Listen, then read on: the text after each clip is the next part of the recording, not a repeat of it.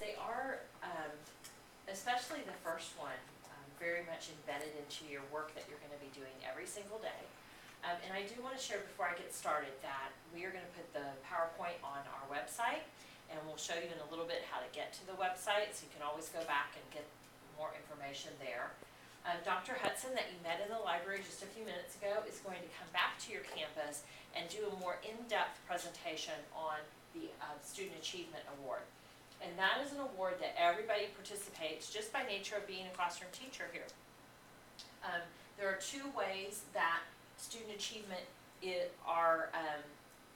is calculated, and one is through the STAR test and those kinds of testing, and then the other is student growth from year to year. So she is very much more a statistician than I am, has her doctorate in that area, and every year calculates the data to determine the amount of award that all of the teachers at a particular school will get.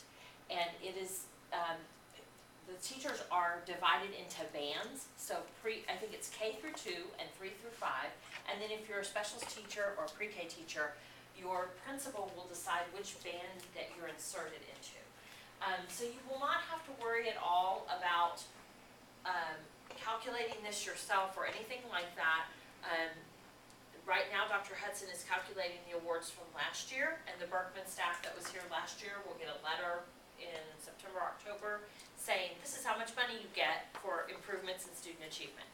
So pretty exciting in that way. You can earn up to $4,000 in your paycheck extra for the Student Achievement Award. So that's kind of neat. The second award that you get to participate in is the classroom observation. And Sharon is going to tell you a whole lot more about the observation tool that is used, but you will be observed 3 times a year, and the observations here will take place with Sharon and Lucy. And Darla. And Darla Regner is an observer that you didn't meet today. She's over at CD Folks doing this same presentation. So Sharon will share with you a little bit later about the classroom observation tool and what that looks like. And then we have some optional awards that teachers can participate in. And we mentioned those in the video, and I'm going to talk with you a little more about them a little later in this presentation. We have the appraisal by collaboration process. It's also known as ABC. It's basically an action research project that teachers can choose a banner question, something they want to study, and there's some requirements that you have to do, but you work with a group, and you can earn money for doing that. So career leadership is if you are in a leadership position and you document meetings that you lead, then you can earn money for that. Collaborative team meetings, you're in one right now. You were in one in the library. You were probably in many collaborative meetings right before school started. All of those, faculty meetings, team meetings, all of those count as collaborative meetings. So in order to get this award, you have to document in certain ways that you attended meetings, and you're eligible to get, I think it's $1,000 for that award. Each of those optional awards are worth $1,000. The Student Achievement Award up to $4,000. The classroom observation, depending on the score that you get, is up to $1,500, is that correct? So as you can see, an opportunity to earn a little bit of extra money. Next year, for this year's awards, you will get paid it's either October or November. We switch it back and forth every year based on some systems in the district. So you can have that to kind of look forward to next fall as a new member of the RRISE team. So I'm going to turn it over to Sharon, and she is going to share with you a little bit about the Classroom Snapshot tool is the official name of it. Okay, so the observation process looks like this. We come in and we do a 20-minute observation. We send you an email prior to us coming in, and we say, we're going to be on campus starting on such and such date. So you're aware that we're coming, we'll be there on campus. We don't give you a time frame saying it's going to take 2 weeks or 3 weeks or 4 weeks, because we don't know how long it's going to take us to get through to everybody. But you do know that we're there on campus, and it's not a big surprise. Then we come in, we observe you for 20 minutes, and then within 5 business days, and usually it's even quicker than that, we turn around and we have a feedback conference together. And during this feedback conference, we talk to you about the things that we saw, and it's really a conversation that we have together. So there are some things that you'll see on this tool that we use, and you'll see that some of them you might have to explain to us a little bit more about how you did that. So it could be that we just didn't see it during that 20 minutes, but here's a conversation that we have together, and then we can award the point based on our feedback conference together. So it really is all about, in my opinion, the conference and the conversation that we have after the observation, because that's where the most growth happens. That's where everything in terms of your own professional development comes into play and can be talked about at that point. Now, then what happens is we get together with the master teachers, and the master teacher on your campus will talk about some of the things that you and I talked about, and we'll talk with them about the things that they can do to help support your learning and your growth. So it's very much about being supportive. This is not an evaluation. This is not something that Lisa and Carlos or your principal and assistant principal have. It is something that is really for us to discuss and talk about. And it is not for them to use towards your evaluation. Does that make sense? And then we're going to start observing September 9th, but not on this campus. We're starting all of our observations on September 9th, and I will be the first one to come and do the observations. So I'm starting actually with another campus, and then I'm coming to Berkman. But as I said, you'll get an email, and it'll be about at least a week in advance, and it'll say, I'll be on your campus on such and such date, and you'll know that that's the time frame that I'm coming. I also, just to let you know, I also try to start with people who have had the observations beforehand so that you don't feel so overwhelmed. You're just starting your classroom up or what have you. So I'm giving you a little bit more time as a brand new teacher to this program to get used to it. And so let's talk about the tool itself. This tool was developed by Dr. Mike Murphy. He is with the National Staff Development Council. He has been a professor at the University of North Texas. He's done lots and lots of research on how to observe teachers and provide coaching, feedback, and conversations. So his tool was based on the works of Robert Marzano, Charlotte Danielson, lots of different people who are very familiar with how to evaluate teachers. And he's come up with some of the different indicators. There were 27 of them, and I'll share with you the 3 on the back that are specific to just Round Rock, but this is really his tool.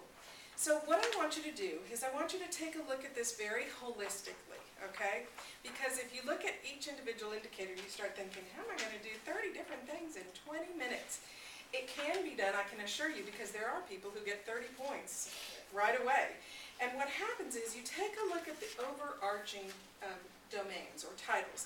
So in this case, on page 1, we're looking at responsive brain-based classrooms and the kinds of things that we're looking for in a responsive brain-based classroom. So what I want you to do is know that these are the indicators down here, and you get 1 point for each indicator. So you either get the 1 point or you don't get that point. And then it describes the indicator under operational definitions, which is just to the side of that.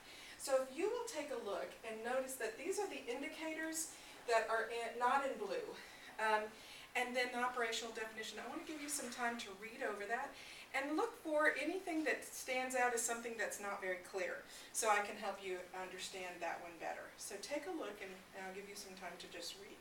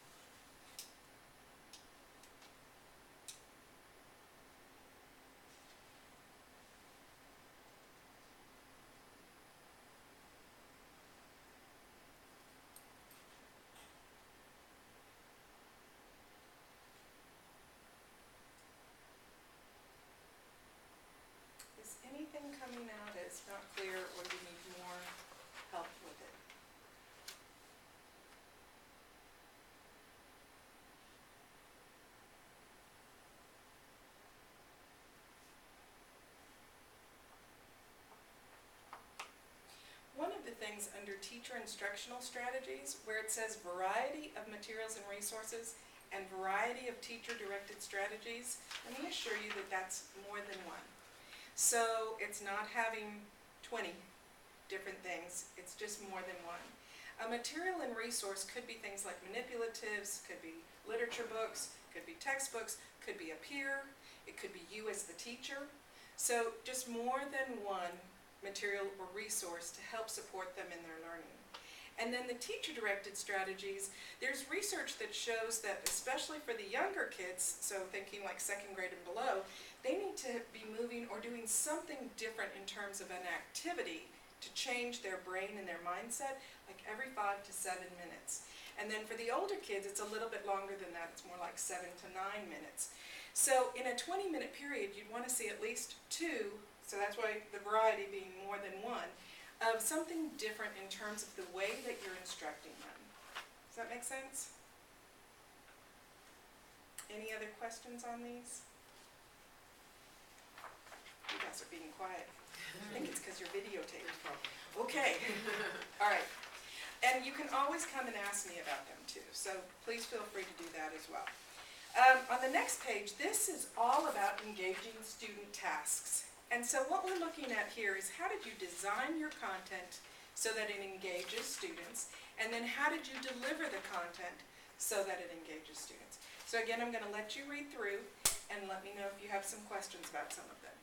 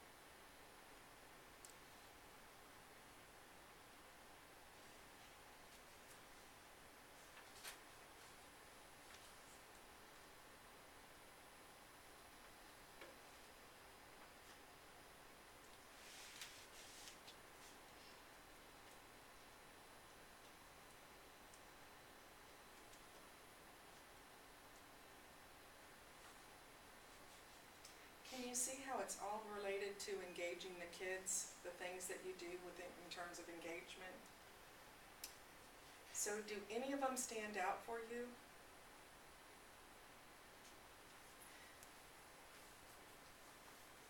Let me share with you the one that is most missed.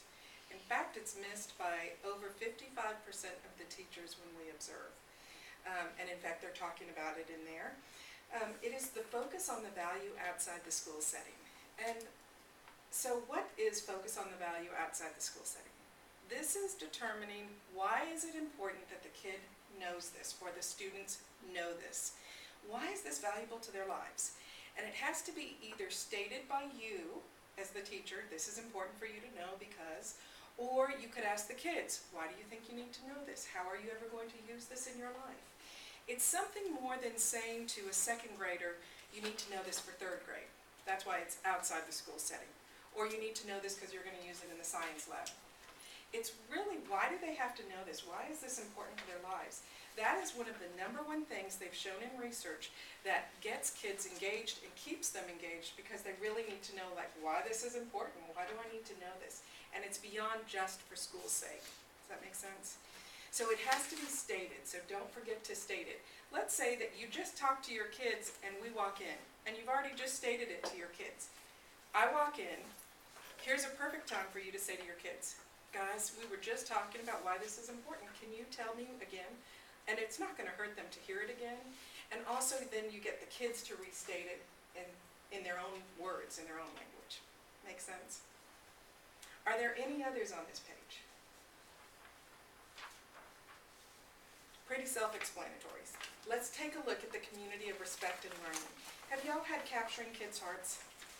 The training yet? Okay. I think in September, 17th through the 19th, is the next round of Capturing Kids' Hearts training, so keep that in mind.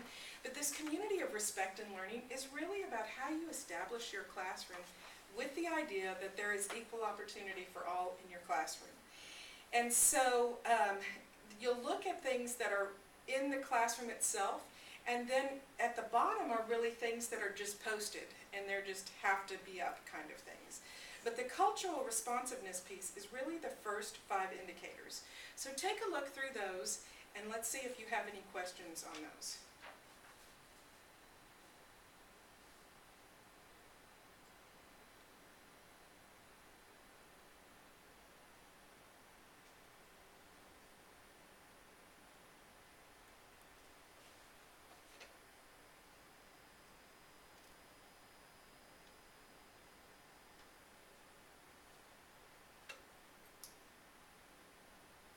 Any thoughts on those?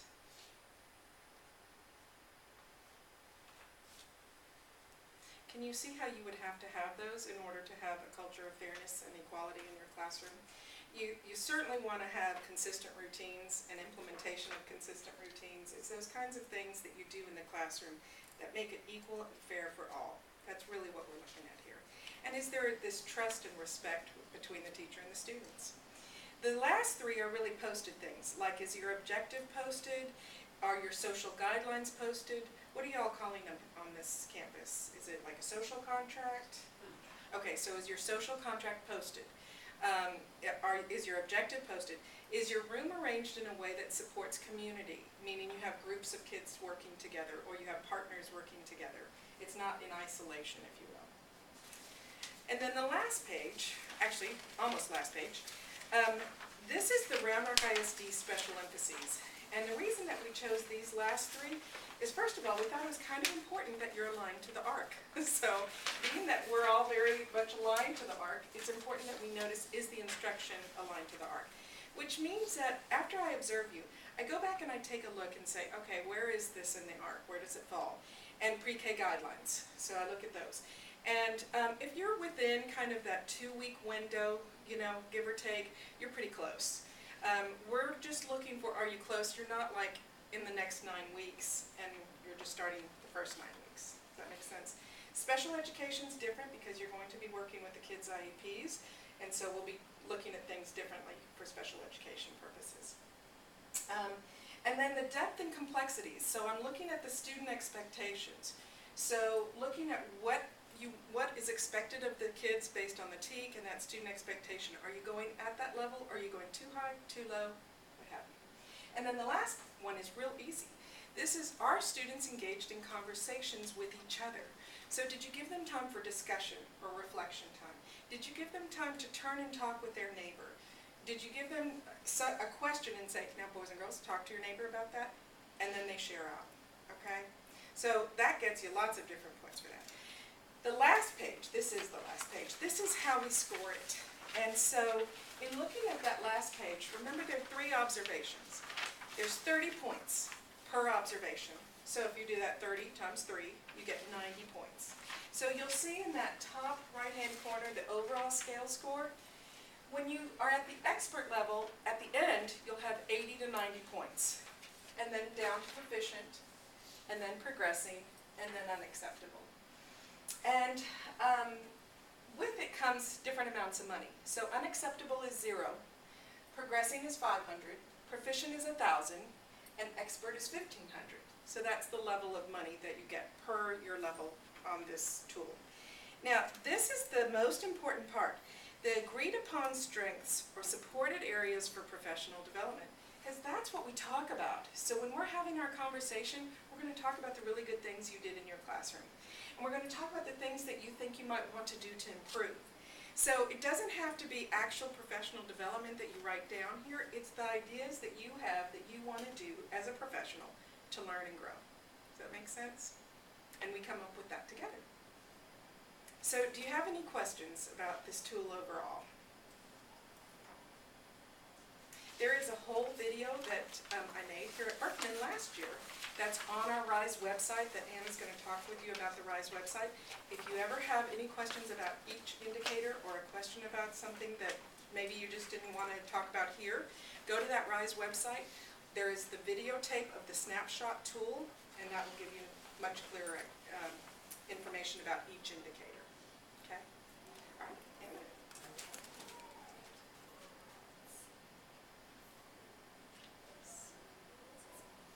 Okay, so I'm going to tell you a couple things first about these optional awards. One is that I strongly encourage you to get with your teammates and your master teachers. Your master teachers are Ashley and Tracy. I'm sure you've met them. And my guess is that the systems are already in place to help support teachers to get these 3 awards. So as you hear about some of these details, I don't want you to feel overwhelmed that, oh my goodness, I've got to figure this out all by myself, because you don't. All of these awards, the documentation is submitted electronically, meaning that on the Q drive, on your computers, pretty soon there'll be a folder with your name in it, on it, and within that folder there will be several folders marked ABC, one marked collaborative meetings, one marked career leadership. This is the point where you want to get with your teammates or your master teachers, because what happens is everybody kind of comes together, and for the required documentation, they, for example, the sign-in sheet that you signed in at the meeting today, that will probably be scanned by somebody and sent to everybody to put in your folders. So there's not 50 people scanning the same documentation. So I'm just going to give you kind of an overview of the optional awards. We do encourage you to participate, especially, well, in all 3. When I explain ABC, you'll see why, but the collaborative meeting and the career leadership, they're things that, especially the collaborative meeting, you're already going to be doing them. And so it's just a matter of making sure that you document that you were in a meeting, and there's some other documentation that has to take place too. Our program is funded by a federal grant, and so we have internal auditors who review our work. We review your work. We have auditors who review our work, and then the Department of Ed is really strict about making sure that we are consistent and fair and all those things. So we don't ask for a lot of paperwork just because we have fun going through it in May and June. There's a reason behind all of that. We want you to know that. So appraisal by collaboration. Is anybody returning to Round Rock after having been gone for a while, or are you all new to Round Rock ISD? I transferred to a different school. I mean, I've been in Round Rock, so Okay. this is at a different school. Great, great. You transfer. You transferred. Okay, so you all probably have heard of appraisal by collaboration. Okay.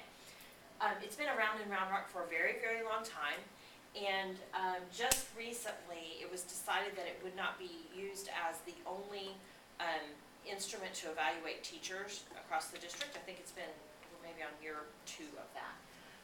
But at the same time, when RRISE was being developed, we decided that doing an action research project is a great way to study something that is in need of improvement in your district or on your campus, and also just a way to learn and grow.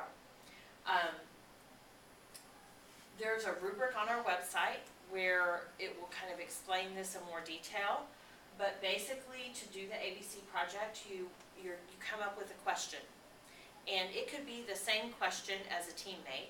It could be, theoretically, the whole school could have the same question. My guess is that most RRISE schools aren't going to do that, but when I was a principal for 2 years, I believe, my whole staff had the same question. The question is based on campus or district need or classroom need. So you study the data, you decide what needs to be improved. You're going to be working on that anyway, so you turn it into a question format, and you begin to do some research. You collect data, and you put it all together in a portfolio. So that's really kind of the bottom line about what ABC is. It mentions checkpoints here, another place where your teammates are going to come in handy, or another group of people. I'm not sure of the exact system that's set up for Berkman, but I bet there is a system in place for checkpoint meetings.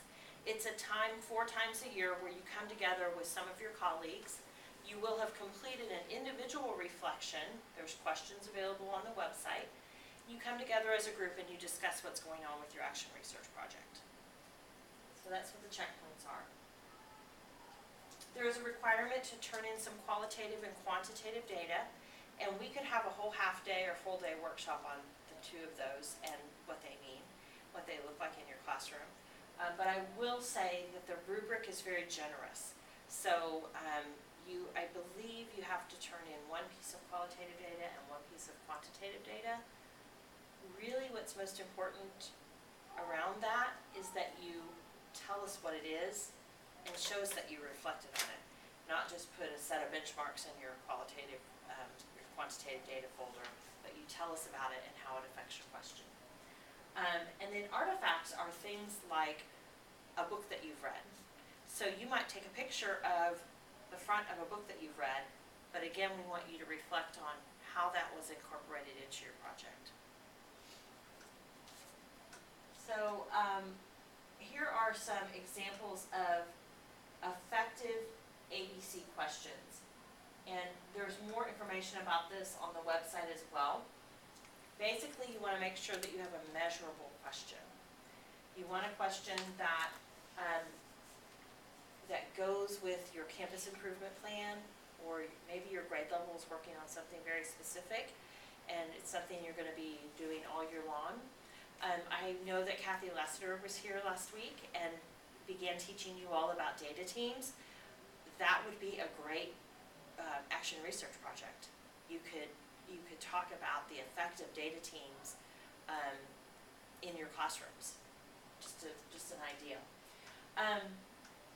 Okay, the other optional award is called Career Leadership, and I'm not going to go through all of these details, but basically there are lots of ways if you do something in a leadership role on your campus where you can get credit. You have to document it, you put it in your electronic folder, and we review it, and you get the award for it. There are things like if you're a grade level team leader, if you're a department team leader, if you head up the safety patrol, you can use that. If you tutor for Aspire, that actually counts as a career leadership. Any kind of tutoring can count. It's for meetings, like leading a team meeting, for example, I believe it's 8 hours of career leadership. For tutoring, it's 24 hours. And yes, there are details to it. There's a career leadership log that has to be completed. Your principal has to sign off on that. All really important details, but I'm not going to go into those today. I will share with you that this, I have in my hand the program compensation guidelines. So when you do go to the website and you see all these resources and you want to just read more about RRISE, this is the place to go. It has all the details about all the awards, and it's kind of what we go to. It's the be-all, end-all for us. If we have questions, we go here, we say, let's look at the program compensation guidelines. So I encourage you to do that. Occasionally, there'll be a leadership position that is not listed in our plethora of ideas in here. And if that's the case, you can go to Ms. Roberts and say, would this count as career leadership?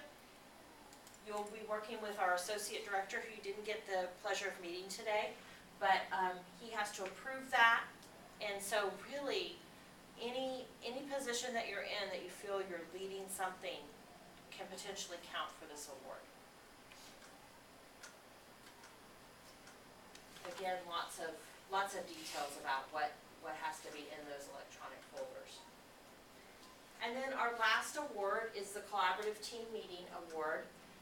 It's 20 meetings, and of those 20 meetings, 12 of them you have to show that a state assessed subject area was discussed, and not just discussed, but how it was going to be implemented in the classroom.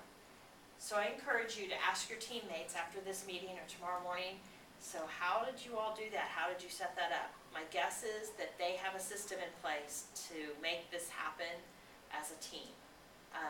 So your meeting notes don't have to be your own in collaborative team meetings. someone can be the note taker, and let's say you have a team meeting, and, you count it as a collaborative team meeting. Someone can be the note taker, and that can be put in all 5 people's folders. An important piece of the awards is that you can't double dip. So you can't use an ABC checkpoint for a collaborative meeting. You can't use something you use for career leadership. You can't use it for ABC. You have to make sure all of those are separate. Last year we implemented what's called early bird submission, and this was very popular, and we really encouraged it. You can turn in all of your information early by May the 5th, and our team will review it and will send you feedback about it.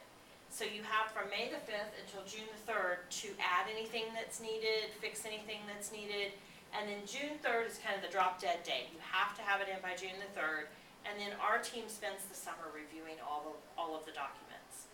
So early bird submission, we'll send out reminders about that. Your master teachers are going to be a great resource for all of this, as I've said, but they'll be helping to remind us, or remind you all, so really look to them.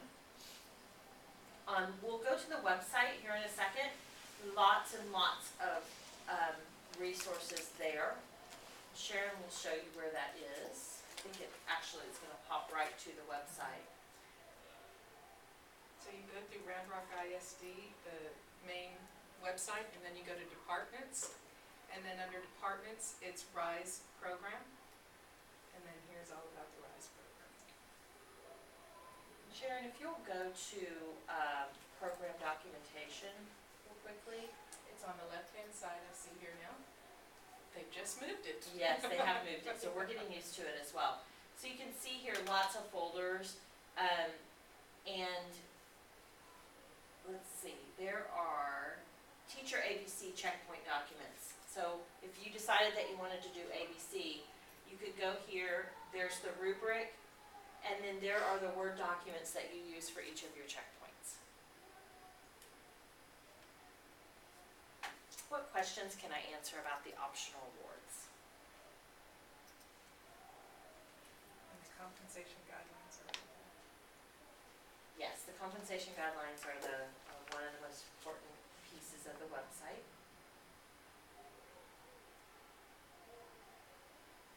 Lots and lots of information there. No questions. Sharon, did we have it? So, I have a question just about the program.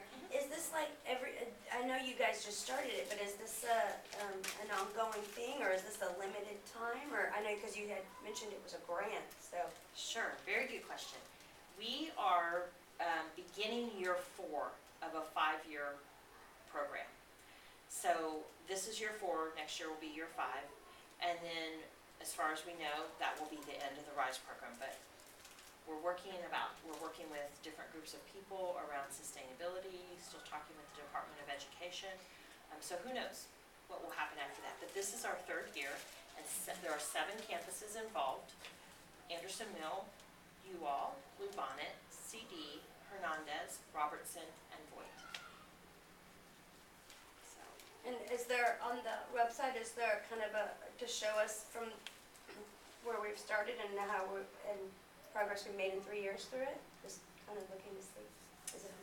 actually, we have, I don't think it's up on the website It's not yet, It but will be. Dr. Hudson just did a impact, she did some calculations around the impact of the RRISE program on the 7 campuses, and I believe it's in draft form, but very close to being published. So that may answer your question there. And I want to reiterate what Anna said about in terms of points, and that we do this like the snapshot tool. The reason that we have the points is because it is tied to a federal grant, and so that's the purpose behind the points. They have to have a number system. Otherwise, we love just having the feedback conference to just be able to talk. So just know that it's because it's tied to that federal grant. That's why we do that. And I've mentioned your master teachers and your teammates a lot, but know that we're available. Our whole RRISE team is available. You can email us, you can call us, by your classroom. We're here to answer any questions that you have. Any other questions? Thank you All right, all thank very you.